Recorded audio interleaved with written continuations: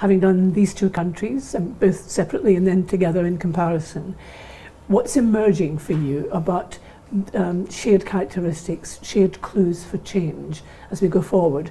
Because you have one more project to do, which is in Wales.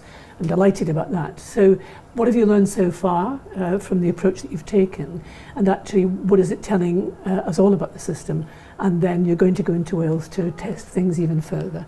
So recommendations to date? So recommendations, so we tailored them absolutely for given the way we've described the process.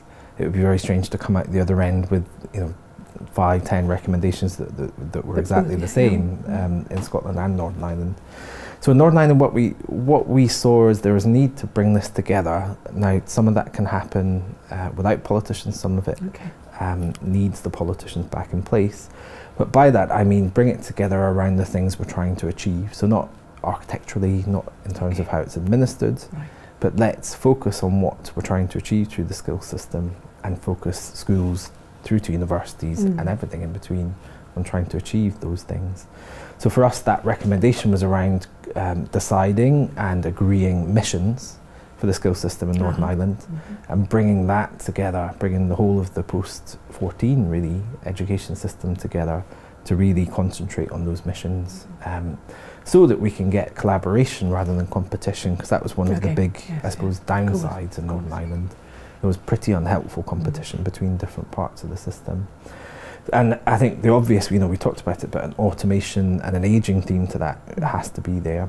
Beyond that, looking at how we can increase the compulsory, so rather than the schools leaving age, which is what we have in both Scotland and Northern Ireland of 16, looking at a skills leaving age of more like 18, so that you learn as a child, whether in the workplace or in the classroom, all the way up to the point of adulthood.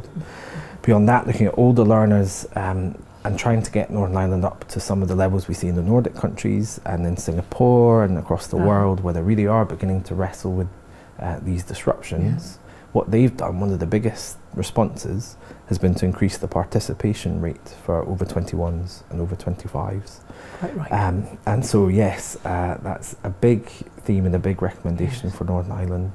In Scotland, there are similar themes, but we've tailored them to where Scotland's at. And so, there's been a lot of work bringing skills and enterprise together in Scotland. We don't need to recommend that to happen. There are outcome agreements. We don't need to recommend that.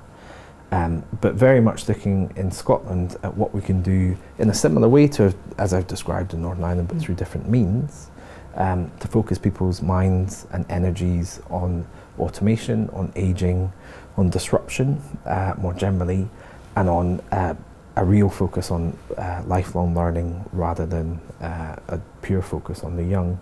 And in Scotland, one of the key recommendations for us was a new route. So we don't think it would necessarily be required in Northern Ireland, but in Scotland, there is a gap. FE has moved very much for good towards a route that continues people's education. We've seen apprenticeships, but we're not convinced that they are the right route for people over the age of 21, 25, or more accurately, people that are further into their careers. Do we need something else to the side of HE, to the side of FE, to the side of apprenticeships? And what our recommendation there was looking at a technical education route, so TE, modularised, fully flexible learning, so that we can lower the barrier to entry to the skills system for both learners and for employers, all the way down to small and medium enterprises. So that's, I won't talk through them all, but that's a good flavour of some of the recommendations from Scotland and Northern Ireland. And we hope in the new year, when we start the work in Wales, we can not only update some of the work that will be continuing through government and through more broadly action in Northern Ireland and Scotland, but we can begin to apply the process and the learning from Northern Ireland and Scotland into Wales and hopefully get a really good cross-fertilisation across all three.